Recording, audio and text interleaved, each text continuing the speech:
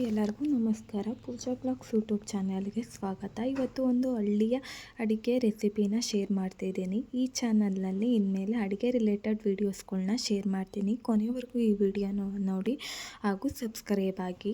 ಇವತ್ತು ನಾನು ಶೇರ್ ಮಾಡ್ತಿರೋ ರೆಸಿಪಿ ಏನಂದರೆ ಮೊಳಕೆ ಕಾಳು ಹಾಗೂ ಮೊಳಕೆ ಕಾಳಿನ ಪಲ್ಯ ಹಾಗೂ ರೊಟ್ಟಿ ರೆಸಿಪಿನ ಶೇರ್ ಮಾಡ್ತಿದ್ದೀನಿ. ಮೊಳಕೆ ಕಾಳಿನ ಪಲ್ಯ ಮಾಡೋಕ್ಕೆ ಒಂದು ಜಾರ್ ತಗೊಳ್ಳಿ. ಅದಕ್ಕೆ ಸ್ವಲ್ಪ ಕಾಯಿ ತುರಿ ಹಾಕ್ಕೊಂಡು ಒಂದು ಈರುಳ್ಳಿ, ಬೆಳ್ಳುಳ್ಳಿ, ಶುಂಠಿ, ಖಾರಕ್ಕೆ ತಕ್ಕಂತೆ ಮೆಣಸಿನ್ಕಾಯಿ ಹಾಕ್ಕೊಂಡು ಮಿಕ್ಸಿ ಮಾಡ್ಕೊಳ್ಳಿ. ಮಿಕ್ಸಿ ಆಗಿದೆ. ಇದೆ ಮೊಳಕೆ ಕಾಳು. ಈ ಮೊಳಕೆ ಕಾಳಿನ ಪಲ್ಯ ಮಾಡೋಕ್ಕೆ ಗ್ಯಾಸಿನ ಮೇಲೆ ಒಂದು ಪಾತ್ರೆ ಇಟ್ಟು ಅದಕ್ಕೆ ಸ್ವಲ್ಪ ಎಣ್ಣೆ ಹಾಕಿ ಸಾಸಿವೆ, ಜೀರಿಗೆ, ಒಗ್ಗರಣೆ ಹಾಕಬೇಕು. ಇದಕ್ಕೊಂದು ಸ್ವಲ್ಪ ಈರುಳ್ಳಿ, ಕರಿಬೇವು ಸೊಪ್ಪು ಒಗ್ಗರಣೆ ಹಾಕಿ ಒಗ್ಗರಣೆ ಆಗೋವರೆಗೂ ಆಮೇಲೆ ತೊಳೆದಿಟ್ಕೊಂಡಿರೋ ಮೊಳಕೆ ಕಾಳು ಹಾಕಬೇಕು. ಮೊಳಕೆ ಕಾಳು ಹಾಕಿದ ಮೇಲೆ ಅದಕ್ಕೆ ಕ್ಲೀನಾಗಿ ಕೈ ಆಡಿ ಸ್ವಲ್ಪ ಕಂದರಿಸ್ಬೇಕು. ಅಂದರೆ ಒಗ್ಗರಣೆ ಮಾಡೋ ಥರ ಒಂದು 2-3 ನಿಮಿಷ ಒಗ್ಗರಣೆ ಮಾಡಿ ಆಮೇಲೆ ನಾವು ಪೇಸ್ಟ್ ರೆಡಿ ಮಾಡಿ ಇಟ್ಕೊಂಡಿರ್ತೀವಲ್ಲ, ಆ ಪೇಸ್ಟ್ನ ಇದಕ್ಕೆ ಹಾಕಿ ಇದ್ರ ಜೊತೆನೇ ನಾನು ಉಪ್ಪು ಹಾಕಿದ್ದೀನಿ.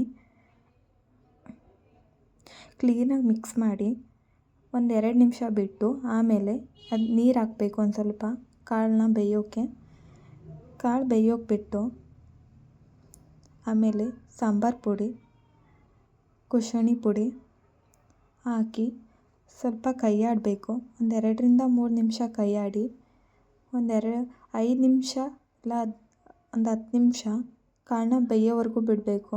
ಕಾಳು ಬೆಂದಮೇಲೆ ಈ ಪಲ್ಯ ರೆಡಿ ಆಗುತ್ತೆ. ಈಗ ಬಂದಿದೆ ನೋಡಿ. ಆಮೇಲೆ ರೊಟ್ಟಿ ಮಾಡೋಕ್ಕೆ ಒಂದು ಪಾತ್ರೆ ಇಟ್ಟು ಅದಕ್ಕೊಂದು ಲೋಟ ನೀರು ಹಾಕಿ ಸ್ವಲ್ಪ ಉಪ್ಪು ಹಾಕಬೇಕು. ಆ ನೀರು ಕುದೀತಾ ಇದೆ ಅಂದಮೇಲೆ ಅದಕ್ಕೊಂದು ಸ್ವಲ್ಪ ಹಿಟ್ಟು ಹಾಕಿದರೆ ಗಂಟು ಬರಲ್ಲ. ನಾನು ಈ ಥರ ಟ್ರೈ ಮಾಡ್ತೀನಿ. ಹಂಗೆ ಹಾಕಿದರೆ ಗಂಟಾಗುತ್ತೆ. ಆಮೇಲೆ ರೊಟ್ಟಿ ಮಾಡುವಾಗ ಅಷ್ಟು ಚೆನ್ನಾಗಿ ಬರಲ್ಲ. ಇದು ಕುದ್ದಾದಮೇಲೆ ಒಂದು 2-3 ನಿಮಿಷ ಕುದಿಸಿ ಅದು ಗಟ್ಟಿ ಆಗ್ತಿದೆ ಅಂದಮೇಲೆ ಅದಕ್ಕೊಂದು ಸ್ವಲ್ಪ ಹಿಟ್ಟು ಹಾಕಬೇಕು.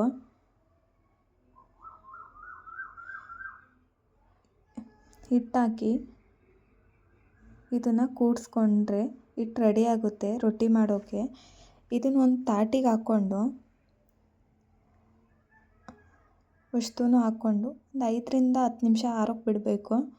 ಆರಿದ ಮೇಲೆ ಅದಕ್ಕೆ ತಕ್ಕಂತೆ ಸ್ವಲ್ಪ ಹಿಟ್ಟು ಹಾಕ್ಕೊಂಡು ಸ್ವಲ್ಪನೇ ಹಿಟ್ಟು ಹಾಕ್ಕೊಂಡು ಕ್ಲೀನಾಗಿ ಅದನ್ನು ನಾದ್ಕೊಬೇಕು.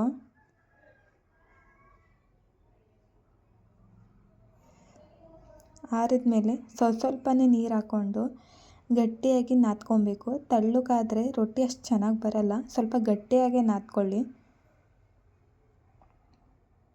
ಇವಾಗ ನಾನು ನಾದ್ಕೊತಿದ್ದೀನಲ್ಲ ಆ ಥರ ಕ್ಲೀನಾಗಿ ನಾದ್ಕೊಬೇಕು. ಎಷ್ಟು ನಾದ್ಕೊತೀವೋ ಅಷ್ಟು ಚೆನ್ನಾಗಿ ರೊಟ್ಟಿ ಬರುತ್ತೆ. ನಾವು ನಾದ್ಕೊಳೋದ್ರ ಮೇಲೆ ಡಿಪೆಂಡ್ ಆಗಿರುತ್ತೆ ರೊಟ್ಟಿ ಹೇಗೆ ಬರುತ್ತೆ ಅಂತ. ತೆಳ್ಳಗೆ ಮಾಡ್ಕೊಬೇಡಿ. ಸ್ವಲ್ಪ ಗಟ್ಟಿಯಾಗೇ ಇದ್ದರೆ ರೊಟ್ಟಿ ತುಂಬ ಚೆನ್ನಾಗಿ ಬರುತ್ತೆ.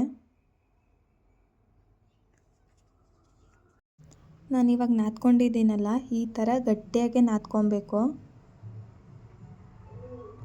ಆಮೇಲೆ ಸ್ವಲ್ಪ ಹಿಟ್ಟು ತಗೊಂಡು ರೊಟ್ಟಿ ಆಗೋವಷ್ಟು ಒಂದು ಸ್ವಲ್ಪ ಹಿಟ್ಟು ತಗೊಂಡು ರೌಂಡಕ್ಕೆ ಮಾಡಿ ಅದನ್ನು ಕ್ಲೀನಾಗಿ ನಾದ್ಕೊಂಡು ರೊಟ್ಟಿ ಹೊದಬೇಕು. ಗಟ್ಟಿ ಇರೋದ್ರಿಂದ ರೊಟ್ಟಿ ಹರಿಯಲ್ಲ. ಸ್ವಲ್ಪ ಮೆತ್ತಗಾಗೋಷ್ಟಿಗೆ ಹರಿತವೆ ರೊಟ್ಟಿ. ನಾನಿಲ್ಲಿ ತೋರಿಸ್ತಿದ್ದೀನಲ್ಲ ಆ ಥರ ನೀವು ಉದ್ದೋದ್ರಿಂದ ತುಂಬ ಚೆನ್ನಾಗಿ ರೊಟ್ಟಿ ಬರುತ್ತೆ. ಫಸ್ಟ್ ಟೈಮ್ ಮಾಡೋರಿಗೆ ಇದೊಂದು ಸ್ವಲ್ಪ ಕಷ್ಟ ಅಂತ ಅನಿಸ್ಬೋದು. ಹರಿತವೆ ಕೂಡ. ಸ್ವಲ್ಪ ಹಿಟ್ಟು ಗಟ್ಟಿ ಇದ್ದರೆ ರೊಟ್ಟಿ ಹರಿಯಲ್ಲ. ದುಂಡುಗೆ ನಿಧಾನಕ್ಕೆ ಉದ್ದಿದ್ರೆ ತುಂಬ ಚೆನ್ನಾಗಿ ರೊಟ್ಟಿ ಬರುತ್ತೆ. ಫಸ್ಟಿಗೆ ಒಂದು ಸ್ವಲ್ಪ ಕಷ್ಟ ಅನಿಸ್ಬೋದು. ಆಮೇಲೆ ಉದ್ದುತ್ತಾ ರೂಢಿ ಆಗುತ್ತೆ. ಒಂದು 2-3 ಸತಿ ಟ್ರೈ ಮಾಡಿ. ಫಸ್ಟಿಗೆ ಯಾರಿಗೂ ಬರಲ್ಲ, ನಮಗೂ ಕೂಡ. ಟ್ರೈ ಮಾಡ್ತಾ ತುಂಬ ಚೆನ್ನಾಗಿ ಬರುತ್ತೆ. ಈಗ ನಾನು ತೋರಿಸ್ತಿದ್ದೀನಲ್ಲ ಆ ಥರ ಉದ್ದೋದ್ರಿಂದ ತುಂಬ ಚೆನ್ನಾಗಿ ರೊಟ್ಟಿ ಬರುತ್ತೆ. ಏನಂದರೆ ಹಿಟ್ಟು ಒಂದು ಸ್ವಲ್ಪ ಗಟ್ಟಿಗಿರಬೇಕಷ್ಟೇ. ತೆಳ್ಳಗೆ ಮಾಡ್ಕೊತ ಹೋದರೆ ಅದು ಹಿಡಿಯುತ್ತೆ ಉದ್ದುವಾಗ. ಕೆಳಗೆ ಒಂದು ಸ್ವಲ್ಪ ಹಿಟ್ಟು ಹಾಕ್ಕೊತ ನಿಧಾನಕ್ಕೆ ಉದ್ದಿದ್ರೆ ತುಂಬ ಚೆನ್ನಾಗಿ ಬರುತ್ತೆ ರೊಟ್ಟಿ. ಈ ಥರ ಉದ್ಕೊಳ್ಳಿ.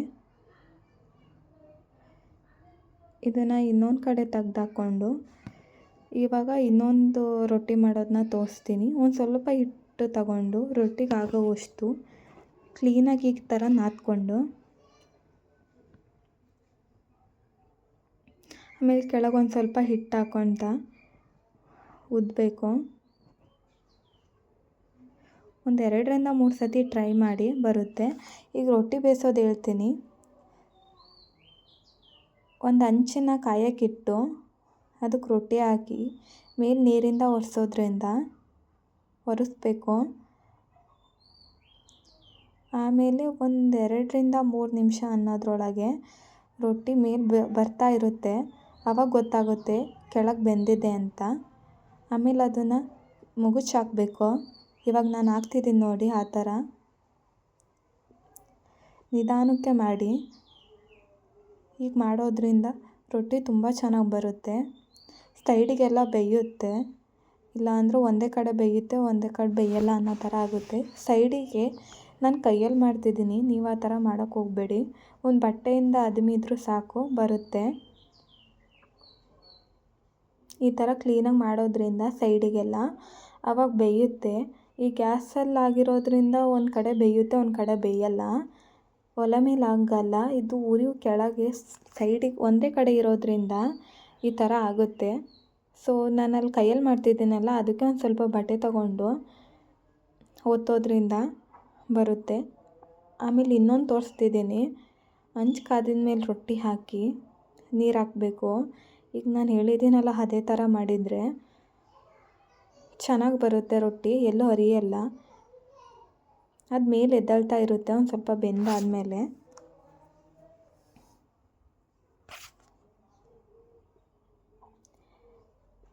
ಈ ಥರ ಮಾಡಿದರೆ ರೊಟ್ಟಿ ರೆಡಿ ಆಗುತ್ತೆ. ಫಸ್ಟಿಗೆ ಯಾರೂ ಕಲಿಯಲ್ಲ, ನಾವು ಮಾಡ್ತಾ ಅದು ರೂಢಿ ಆಗಿಬಿಡುತ್ತೆ. ಈ ಥರ ಸೈಡಿಗೆಲ್ಲ ಕ್ಲೀನಾಗಿ ಮಾಡ್ಕೊತ ಹೋದರೆ ಹೊತ್ತಿದ್ರೆ ರೊಟ್ಟಿ ಸೈಡಿಗೆಲ್ಲ ಬೇಯುತ್ತೆ, ಹಸ್ಕ ಬಿಸ್ಕ ಅಂತ ಅನಿಸಲ್ಲ. ಈಗ ತೋರಿಸ್ತಿದ್ದೀನಿ ನೋಡಿ, ಈ ಥರ ಮಾಡಿ.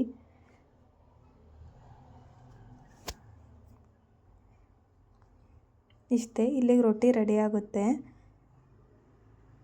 ಅದು ಕ್ಲೀನಾಗಿ ಬೇಯಿಸ್ಕೊಬೇಕು. 2 ಕಡೆ ಕ್ಲೀನಾಗಿ ಬೇಯಿಸ್ಕೊಳ್ಳಿ. ಇಲ್ಲಿಗೆ ರೊಟ್ಟಿ ರೆಸಿಪಿ ಮುಗೀತು.